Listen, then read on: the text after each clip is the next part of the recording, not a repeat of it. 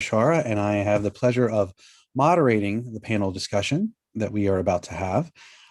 Very, very excited to hear what all of our panelists have to say in regards to the following questions.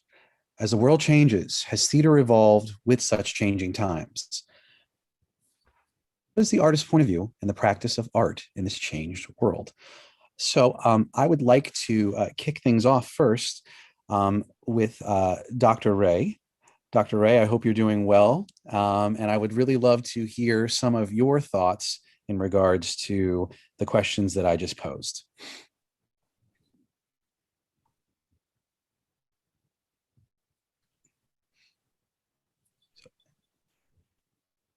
So Dr. Ray, Dr. Ray, you're on mute. There we go. Yeah, good morning, everyone. And I would like to thank Joe for catching up again after, I think, 7 years now. We are sitting together.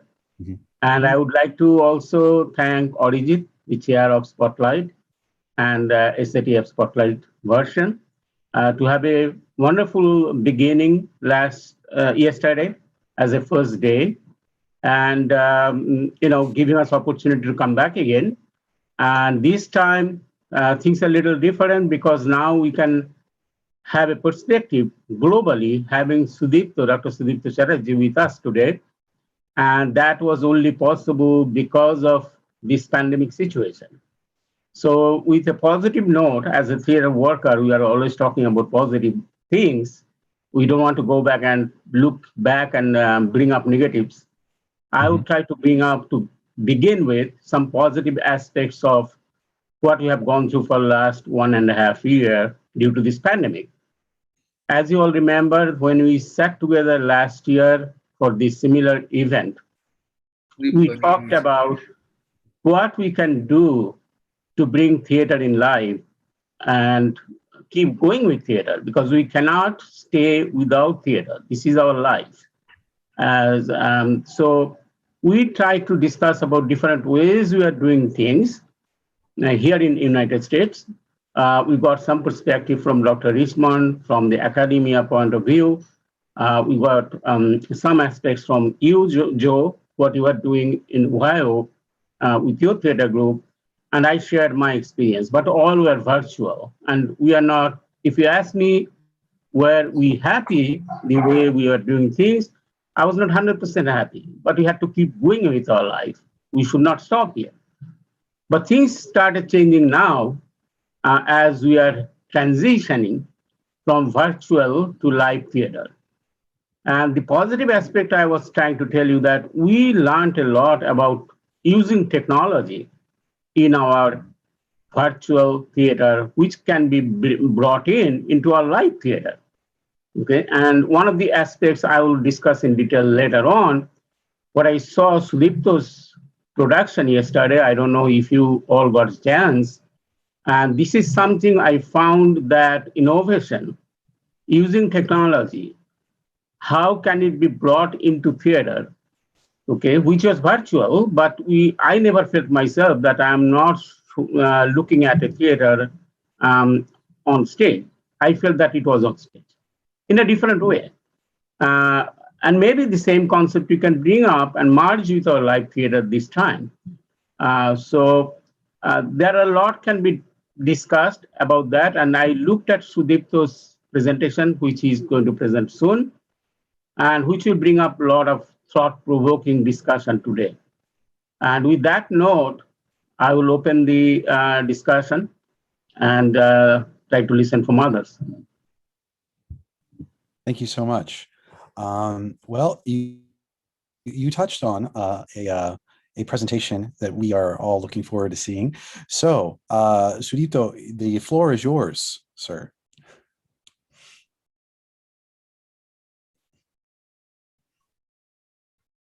You're on mute, Sudipto. I thought I am. Yeah, in order to manage time and keep things short and precise, I thought it might be a good idea to have a slideshow of what I would like to say, what I would like to propose. So please bear with me. I'm bringing it on and tell me if it's working. host disabled participant screen sharing. So Rubo might have to help me out here. Arijit, Dhruvo can make him co-host so that he can share the screen. Dhruvo, are you listening? Can you please make Sudipto the co-host so that he can share the slideshow? I'm Yes. one of the, no, done. Yes. Okay, so this is what I would like to show. And here we go. Can you see it now? Yes. Well, this is the state of our theatre now. And amidst all this, what I'm proposing is that we move towards a virtuative theatre. And this is one way of looking at a changed future. And I must say at this point that it's just my view, which I think I would, some would share with me, and I would like to share with you.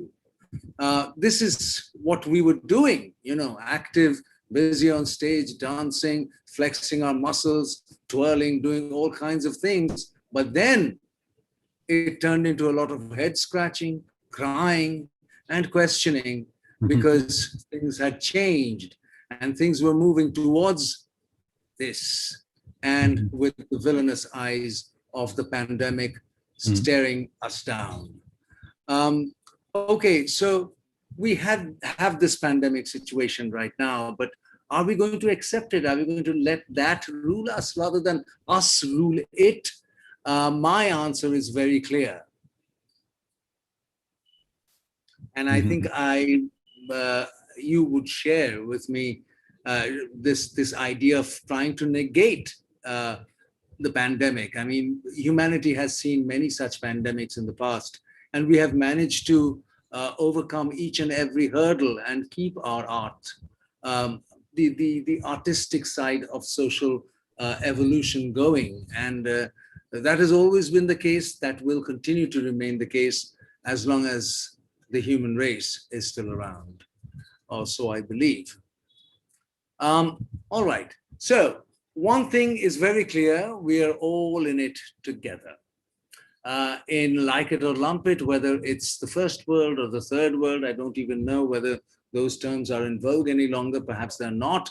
But people with from countries with various different difficulties, economic, political, no matter what, we are all in it together. And every country in the world has some form of theatre or another, and everywhere theatre is facing a deep, deep crisis. The COVID crisis has literally taken our breath away, but not in the sense of wonder, but rather it has taken away the breath of life. Hold on, I need to move this out of my way so I can read the slides. How do I do that now? Damn. Okay. It's literally the breath of life, the shared air that keeps both the audience and the actor alive. That is the breath that Corona has taken away from us. The social distancing needed in this neo-normal global situation has affected theatre in the most drastic and most existentialist way. Theatre makers all over are looking for new avenues to keep theatre as we know it. It's critical to remember the parenthesis, as we know it, to keep it going. How do we keep it going? The main loss has been that of liveness, the quality of being live through physical presence, which is what something that you know, theatre has characterized itself with in terms of differentiating it from other art forms. Everywhere there is some kind of a container in which the art is put, whether that be the frame of a painting or the marble of a statue or the screen of a film or what have you. But theatre has always sculpted in time, sculpted with the kinesthetic body. So the loss that we are facing right now, and I've put loss within single quotation marks, simply might be a temporary loss. Or when we emerge out of this, maybe the loss will turn into gain, as Dr. Ray so prophetically suggested. And it's not just live performers. I'm not talking about liveness from the performance perspective, but also the live, palpable audience, because they're breathing the same air. They're live people sitting there who are moving in their seats, who are watching, who are crying, who are emoting, who are laughing while watching the performance. When a performance begins, until a performance begins, it's nothing but a dead space. But the moment a performance begins, through the meeting of that happens between the performers and the audience, the art form we call theater comes into life. Now that itself is being denied to us. What do we do about it? The two coming face to face, as we have known over time and cultures, is what facilitates the shared partaking of performance, like food. Now, Farley here would know this is my sort of sideways response to Bharata, using the culinary analogy to understand performance. But the virtual does not allow liveness to exist in the way theater has known it to work. It's quite obvious to us. Can I feed you a burger through this camera? No, I can't. But if I throw a burger from the stage into the audience, it'll probably be caught by someone in the audience. If I throw water, the audience member will get wet. So it's a very live and palpable and could be a tactile connection as well. The main question, therefore, that persists is, what do we replace liveness with? While we are still trying to produce virtual theater. Is virtual theater an oxymoron? Is it a paradox? Is it an impossibility? Is it irreconcilable, liveness and virtuality? Now,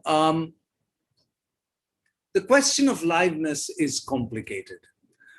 Is mediated virtuality everything that live performance is not?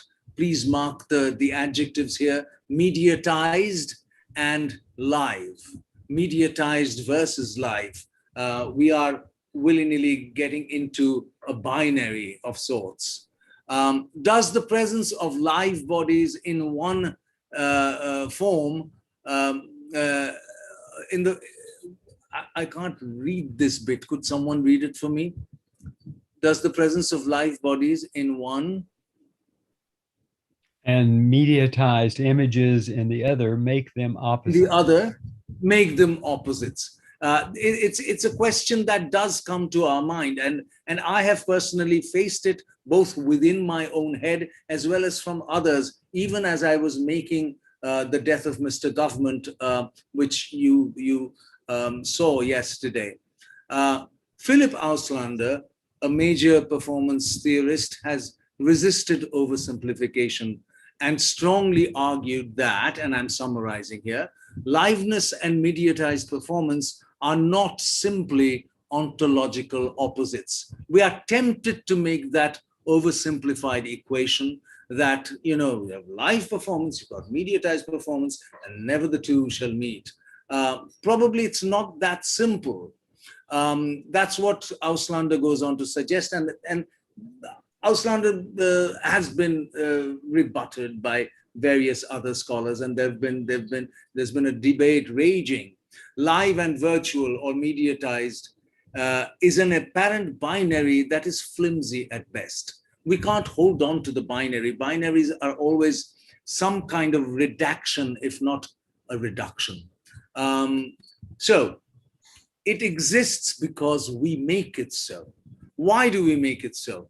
It is more a matter of historical and cultural contingencies, time-born social conditioning. We are accustomed to viewing it as such. This debate has long been raging among theater makers and performance theorists. It's been more, sort of a dog-eat-dog situation, marking territory between the three-dimensional live and the two-dimensional image of the mediatized virtual screen. Moving on, The COVID crisis has brought this long-standing debate to a headlong collision. Live performance is now willy-nilly forced to look for shelter in the house of image. Theatre makers struggle to make this shift and create new work that can qualify as theatre that is best served live in the face of the mediatized world of the recorded, non-tactile, inorganic, electronic image. While some theatres have indeed opened,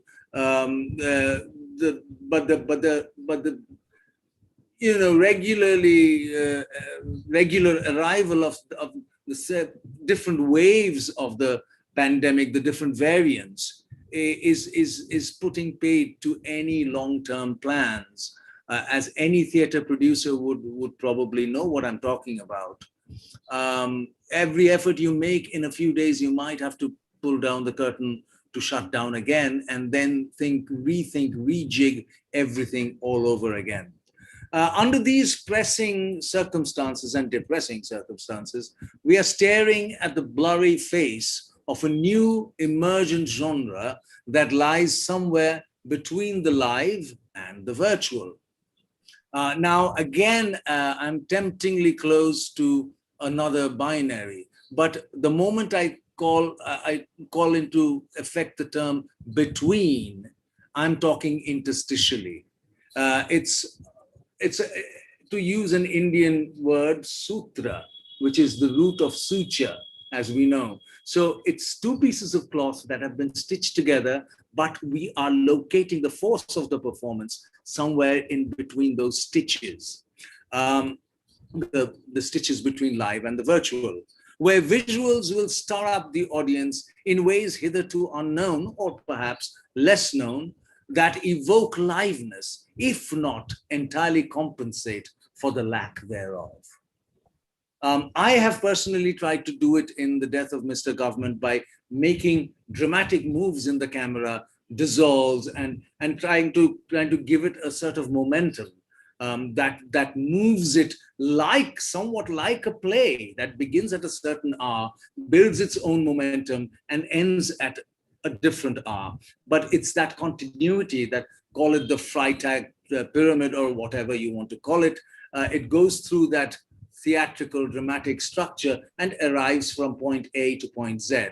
I'm not saying this mode will compensate for that, but this is the best we can do, at least I could do on this project. Maybe it would be something else elsewhere, something else in my next project, or anybody. This is not devil's pact at all. The technique of the cinema may be deployed here, but only insofar as the throb of liveness on the two-dimensional screen. Now, this can be a contested statement, because how do you guarantee it?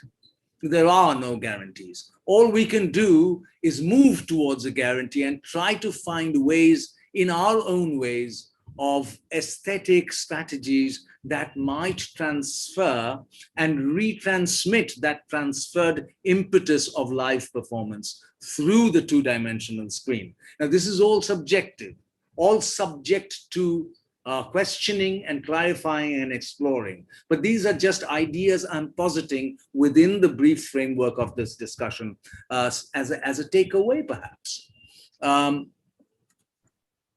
Though entirely a subjective matter, this is the desideratum of our times. Just putting a camera before a theatrical performance will not do in this case. The camera must possess the agency of liveness and struggle within to make it so. At this juncture, I humbly propose the term virtuative. Now, it sounds like a word we have heard before, and it doesn't. We've heard virtual, we've heard virtuality, we have not heard virtuative. What I have tried to do is take the L away from the virtual and live. So L from the end of virtual and L from the beginning of live, and make it an opportunistic T-junction to inaugurate a new term, the virtuative. again, we are in a situation where terms are yet to be defined. Terms are yet to be even thought of through and through. So I would like to close this presentation that demands and deserves a lot of thought, debate and exploration with a statement from Walter Benjamin that works both like cautionary fine print as well as giving hope for a changed future. And I read it for you to listen. The history of every art form shows critical epochs in which a certain art form aspires to effects which could be, Joe, could you read this for me? I can't see the whole thing, and I'm quoting here, so I would not like to misquote. Just Sure. this yellow bit. Yes. The history of every art form shows critical epochs in which a certain art form aspires to effects which could be fully obtained only with a changed technical standard.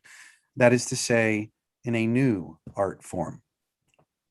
So basically what I'm trying to posit through the virtuative is probably a form that is neither theater nor film, but a third entity. And a third entity that shall stick around even when all this is over. You know, the COVID crisis is not going to last forever. We have to keep our chin up and keep our hopes going that it will end sometime sooner than later. But what we will have stumbled upon with deliberation, is, I'm hoping, as Benjamin says, a new emergent art form. Thank you. I think that's where I'll end. Thank you so much. I think that we definitely have a lot to discuss. So, Dr. Richmond, I was wondering if you could give us some of your thoughts and feelings in regards to that presentation. Well, I think Sudipto has done that very well. It strikes me that right now we're in a different phase than we were in some months ago. The difference emotionally, physically, is that some months ago, we were introduced to the notion that we were not going to be allowed to do any kind of theater at all in any of the existing facilities that were available to all of our organizations. And so that became a shocking experience for a lot of people.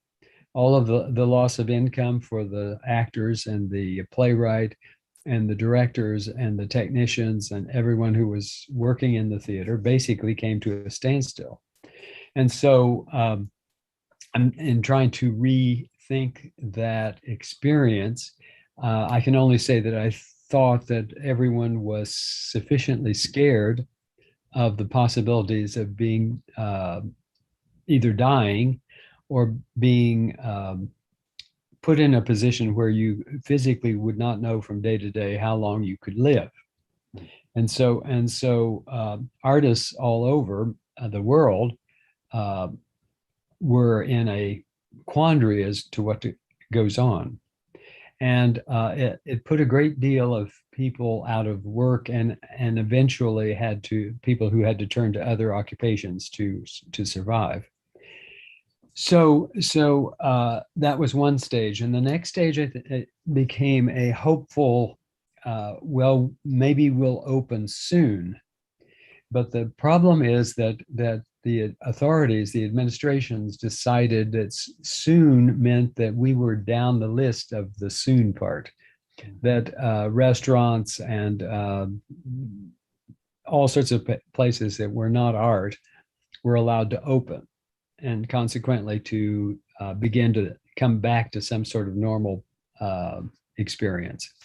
So that then became a matter of waiting. We've been waiting.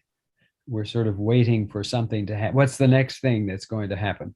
The expectation that, well, maybe we'll be allowed to have a performance in an enclosed space. And many people were terribly excited. I had a friend who I talked to in Kansas City who had just come back from seeing a performance at a community college of a dance program. And it was enthusiastically received by the public. But the audience basically were seated. They all had to wear masks, and they were all seated away from the performers. And I'm not sure whether the dancers were wearing masks or not. But we've seen over and over again that this business of mask or not to mask has been a political problem that we inherit and consequently have to deal with, because when politics enter things become much more complex. And for us, I don't know that anyone cares about politics as much as they care about getting back to work, basically. But my friend said it was so refreshing. It was an indoor performance in a space that was built in this community college, and that it was well designed for dance and music and other like art forms.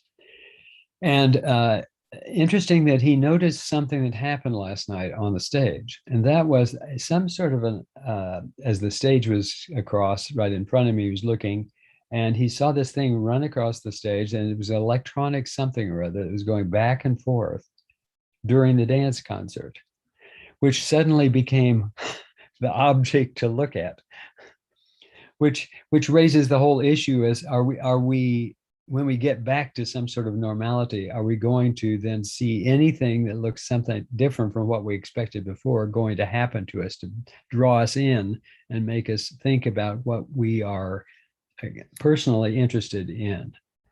And just as I think all of us were interested in how can the internet be used for our work. And so consequently, this whole business of coming to grips with that led us to use the internet for what we thought it would be helpful for. That is, rehearsals, meetings among people with like minds, discussions, an attempt to allow some people to express themselves through the internet, just as we're doing here. But we're faced with limitations that have in some ways kept us from thinking broadly, as Sudipto suggested, of other options, other opportunities for us to grapple with the potential that we may never get back to a theater that is exactly like it was before. Thank you. Arijit, thoughts, feelings about the presentation? Before going to the presentation, I want to thank all of you on behalf of Spotlight for joining in this panel discussion and watching the South Asian Theatre Festival. Now, I'm directly coming to the presentation. Sudipto did a very good job. It's captured all the aspects of the new form and how we are evolving to that new form wonderfully. There is nothing much to add to that. But in the last slide, I just find out that obviously a new form will start, and that can be something between film and in-person live theater. I agree to that, but at the same time, I would like to say that it's not just one. I have seen many. I have seen many different types are evolving. A lot of different, some, when we go virtual, we disconnected the human interaction. We all love theater where both audience and performers interact with each other. That thing we always lacks in the virtual medium. But obviously, this is very much obvious that we have to go through that. If even not Corona, with the changing time, obviously new technology evolve and people will move to different form. As we can see, I remember I have seen Hamilton in Disney Plus. That is a Broadway show. Now I was so happy to see a Broadway show by sitting in my drawing room. So again, there are good, there are bad, but it was going to happen on some day. But it for the corona, we got the chance to experiment our creativity in different ways. For example, yesterday I have seen this death of Mr. Government or Sarkarer Mittu by Sudipto. It was so wonderfully done. It was like I was stunned to see the whole concept of it. And then today we are going to see hashtag Charlottesville directed by Joe, where I have seen a totally new form. Like it was like 50-50. I call it 50-50 form. Like it was staged in a proper theater stage. There was 50% audience. And then for the rest of the 50%, it was online. So it took both the aspect of live theater and virtual theater. So we can see even in these festivals and in other festivals, people are taking different aspects of both the medium, and they're making they're trying their creativity in different ways. We will see that. We have seen some of them in day one. We'll see some of those today in day two.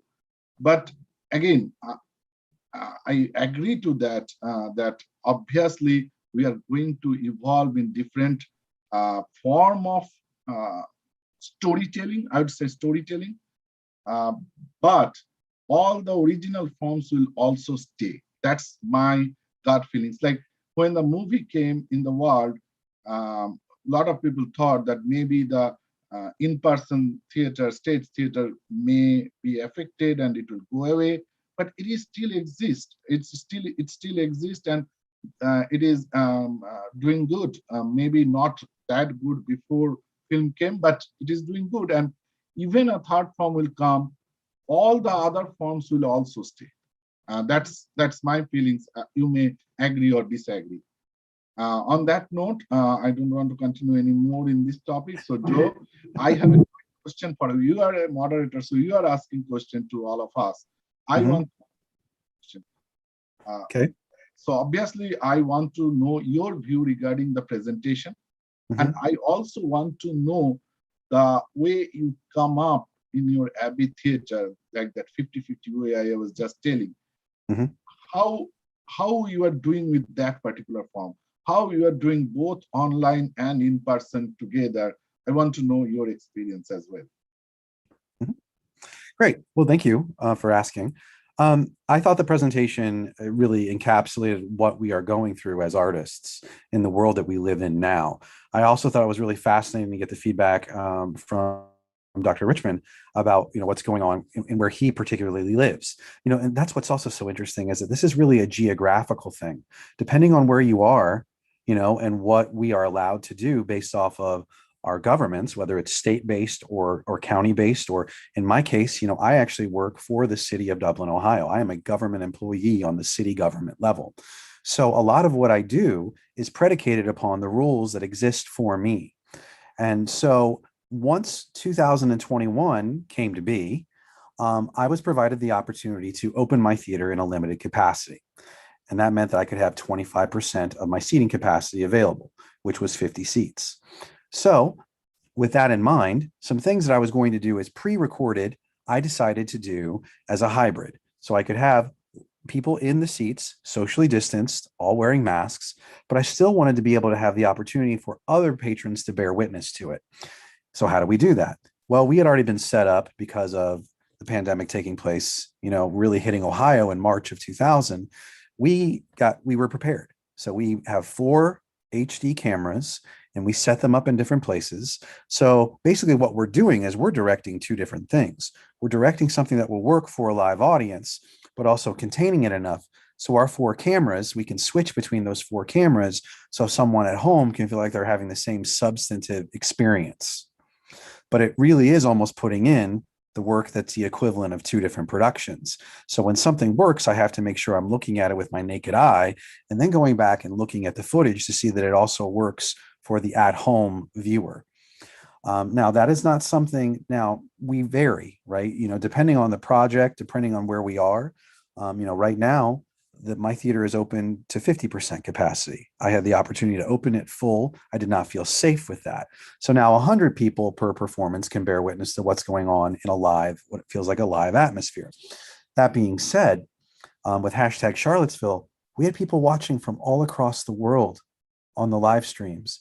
And I think that that's what's also so fascinating about what you've been doing with this festival, Arijit. Think about this. You've been able to have an international feel to not only the pieces that are being presented, but also your audience base. So much of this, again, I want to take positives from this. And that's what I want to take from it. It's that it's allowed us to think in a different way, which I think is always good, to be lifelong learners in the art of immediate and authentic storytelling. And I think that there is a way to use technology it's not going to be exactly the same, but as long as you can have some type of live feel to it, then you're still creating what I believe is at the heart of theater, a bridge from the stage to the audience, regardless of where the audience is located. Dr. Ray, you have not had a chance to speak to the presentation, so I wanted to give you an opportunity to do that. Well, yeah, since we don't have enough time left, I'll try to summarize what I got from all of your discussion, and that brought some thoughts in my mind, which I will try to share with you. First of all, I would go back to Sudipto's presentation, which I started with. Yes, we did try to do different things during the last 1 year, during the pandemic, utilizing technology to our advantage. What uniqueness I found out from Sudipto's presentation yesterday, and I was really, really thrilled. It came to my mind that when you are talking about live theater, what do we do? Actually, actors on stage take their audience to an emotional journey along with them. That's the thing we try to do, actors try to do, right? And same thing Sudipto did in his production. But the actors were completely out of the view. It was through some pictures that was taken in real life areas, suburb areas, sound, and light, some effects of lights, which took us and the voiceover, all together created an environment that whatever emotional journey or concept he thought, he blended so nicely that as an audience, myself went through his emotional journey, and I never felt the actors, I don't see the actors. This is a unique concept I didn't see so far. I don't know, maybe somebody else tried to do it or not. I didn't see it, honestly speaking. And I was thinking right there, maybe this concept can be brought into live theater in future. Sometimes, if you remember, 100 years, 50 years back, we used to a drop screen to create a situation, right? With a painting on the drop screen, right? Like a jungle scene. We cannot produce on stage, but we could bring those drop screens. But we can shoot some of those situations, bring it on projection, and take audience to that emotional journey. Yes, I'm working in a particular area or space. So it can be nicely blended to make it more, exciting for the audience. That one thing I found out, and I had some question about that to Sudipto. I don't know whether we'll have time to go through that. I'll come to that question later on. But going through Dr. Richmond's and Joe, your going back to the live theater, what you guys are doing, or Dr. Richmond explained what his student experienced. Yeah, in fact, last night, I purposely went to see an off-Broadway show in New York, right? And I just want to share my experience with a positive note, that what I felt. As you know, off-Broadway theater is a very small space. It's not a Broadway theater. When I entered into the auditorium, I saw it was full, no social distancing. But one thing they did is made sure that everyone is fully vaccinated getting inside the auditorium, number one. Number two, it was a 2-hour show. And this is the first time after a year and a half, I went to a live show. And I was a little bit, concerned that I was looking around my side that who is sitting next to me. Everyone was wearing masks. And for 2 hours, not a single person removed their mask to feel comfortable. Okay? Hopefully, nothing is going to happen to me. I will know in next 1 week. But I'm positive that it happened in New York. And what I'm trying to make the point here, we are talking about our emotion, our activities, what we are missing. I felt like that we never think about our audience, what they are missing, and how they are dying to come back to live auditorium to see the performances. And I was amazed to see that. That's what I wanted to bring it up. Irrespective of any ages, children, adult, everyone, family, everyone was sitting together watching the show, and we really enjoyed it, right? So that's exactly we are trying to do. Maybe, again, Joe, what you said, this is a geographical thing, state mandate, and everything else will depend. But the positive note is in New York and New Jersey area, you are in a situation that gradually we are getting into that kind of situation, to opening up live shows.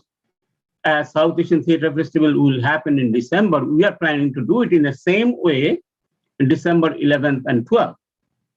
Okay, so that's one positive thing I wanted to bring.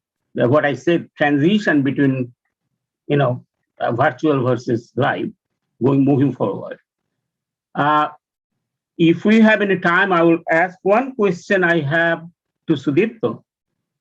That one question came to my mind yesterday when I was watching the production, that these actors are all over the world. 2 of our actors, one in New Jersey, one in Ohio, and Sudipto and other actors are in Kolkata, right? Did you put this, your shooting part to your actors in Ohio or New Jersey to see it before they started working on their lines, to get some emotions or situation? How you did it virtually? That was my question came to my mind. Well, simple answer. I originally thought of it as an audio play that would be supported by visuals from the locations that are being talked about, mentioned, the locations where the play has been set. But after we went through almost 2 months of rehearsals through Zoom meetings on a regular basis, trying to bring all these actors together. And it was difficult because they were all speaking a dialect that they do not speak in regular life. So they needed dialect coaching and this and that. So it took 2 months of, basically rehearsing 3 days a week. But then after the whole effort, I thought that why should I just stick to still pictures alone?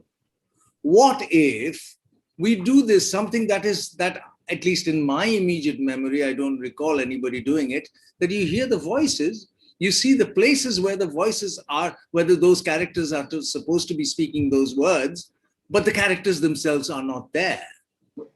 In fact, I took care in the footage that I shot in Purulia to not show a single human being. There were animals, there were birds, there were reptiles, there were elephants, there were monkeys, everything, but not a single human being. Then the style sort of crept up on me. As I tried to point out in my presentation, that this is all, we are wrangling with ideas. We don't know what the outcomes will be. I mean, like I was very intrigued to hear what Joe said, and then Arijit explained it to us about this idea of 50-50. It must. I salute you, Joe, because I know what a media production entails and what a theatrical production entails, and you're doing both at the same time. Jesus Christ, that must be tough. That must be tough. We go crazy even when we are trying to make a video of a theatrical production, post haste, after the production has been launched. But to answer your question, Dipanda, the style sort of crept on us. No, they didn't get to see the footage before they read the plays. But, I knew that everything I had written in the play existed. I knew. I wrote the play with that research very clearly done, that I would actually find the elephants. I would actually find the monkeys. I couldn't find the snake, of course. I used the green screen. I didn't find the wild boar. I used the green screen. With technology, you can now do that. And exactly what you were saying a little bit earlier, I would like to see what this whittles down to once this pandemic crisis is over and we are able to come back to theater, whether with masks or without, into the live performance. What impact this phase will have on that new invention of stage theater once again, whether this will trickle down into the way we see stage performance from this point forward. Okay, so I have a quick question. Sorry, Joe, I have a quick question. Anybody can answer this question. So number one, two quick questions. One is, what is the difference between a film and a play, and when we will call it? How much post-production will make it a film? How much less post-production will make it a play? And if it is not play or not film, then what should we call it? So this is kind of a very open question. We don't have time for that answer, but anybody can pick up. And another quick question is that when we are moving to the virtual medium, of course, it have a lot of pros, lot of positive sides. It can get global audience. It can get global actors working together. We can reach to more people, all those things. But still, as an actor, we all are actors, basically. So while we are doing stage performance, we always have that human connection. And we all love that. Are you not missing that? So these are my two questions. Anybody can pick up anywhere. I'd like to try answer the first one. Just give my thoughts on it really quickly. Joe would miss out on this, so I'll try to give a context to it. There's a wonderful nonsense poem in Bengali literature, wonderful set of nonsense poems written by Sukumar Rai. He was sort of the Lewis Carroll and Ogden Nash combined of Bengal. And he has the poem called Gandho Bichar, sniff justice. Can you sniff and figure out a way of dispensing justice? The question is, the reason why I refer to it is that, there is nothing called what makes a film a film. There's nothing called what makes a play. I mean, we've been using video in theater for God knows what, about 20 odd years now, maybe more. I mean, Bertolt Brecht started using his Legends, photographs and videos and newspaper headings, almost a century earlier, at least 80 years ago. It is part of the evolution. I mean, cinema is is the newest baby in the way things have panned out. Cinema is very young, whereas theater isn't. And cinema has emerged out of theater. We cannot forget that. So when we are putting cinema back into the stage, I think it's in a way you're asking your prodigal son to, hey, pay your parents a visit. We are old and suffering. Make us a bowl of salad. So that sort of thing is going on. So that in short would be my response to it, that one can't really make those distinctions. And even if you were to, every production is going to be different. For example, we have been talking, sorry to bring back my own example, but since we've been talking about it, this is one way in which I have tried to do it. But in this particular project, there is no guarantee whatsoever that the next project will be done in the same modus operandi. right, Joe? Am I making sense to you? The way you've done it for your current production may not be the way in which you do it in your next. Right. So things will vary. There are specific demands that a work of art makes on the artists and the mode of production. And you have to respond to it. Otherwise, you get caught in the repetitive cycle of your own style, and then that's it, you're finished. The greatest artists have all done that, break free from yourself, most of all. Mm-hmm. Yeah. Well, I could answer Arijit's second question, but I'm wondering, did you lose Dr. Richmond? Yes, actually, I just got, I was texting with him. He lost his internet connection due to some power shortage or something. So he cannot join anymore. So he just texted me. So okay, unfortunately. Then we can keep talking, because I didn't want to lose him and I wanted to give him more opportunity to talk. And we have 5 minutes left. So we could go on. As Joe knows, last year we had going on and on and on for a few hours. Planned for 1 hour, went to at least hour and a half or 2 hours maybe. But today we are limited. It's because I have to leave in 5 minutes. We have a Bengali majority here. Therefore, Bengalis can yell. And Bengalis love to talk. That's another problem. Okay, just to answer your question, no, I'll be brief. Promise, Joe. That I brought this up into our last discussion last week, that as Sudipto mentioned, that this kind of concept we always used in theater. In fact, Sudipto and myself, we worked on a project in 80s, which is a Bengali play that written by, its name is Abbey. And it was done in an atmosphere like when divided Bengal, and there was some riot going on. And here is the one Muslim and one Hindu got stuck in one place, and then they became friends, and how they live together and missing each other when they're departing. So this is the story, but Sudipto brought some part of the play short and got the real life situation, doing it in a kind of jungle. That's where they got stuck. And eventually, when they came back and started getting friends, they came out of the situation from the screen onto the live stage. So it was a transition in between the film and theater, right? So that concept, I'm talking about 80s, we used it. But now, probably with the betterment of technology, we can use similar concept in a much better way, like Sudipto showed yesterday. So that will be my take on this. Yep.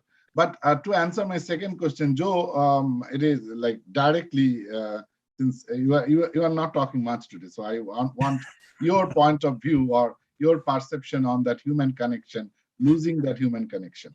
Yeah, so I think it just depends again on where you're at and what you're doing. My theater is now offering shows that have more than just one singular storyteller on stage. So it just depends on, again, what you're allowed to do from a entertainment perspective, as far as like guidelines and such.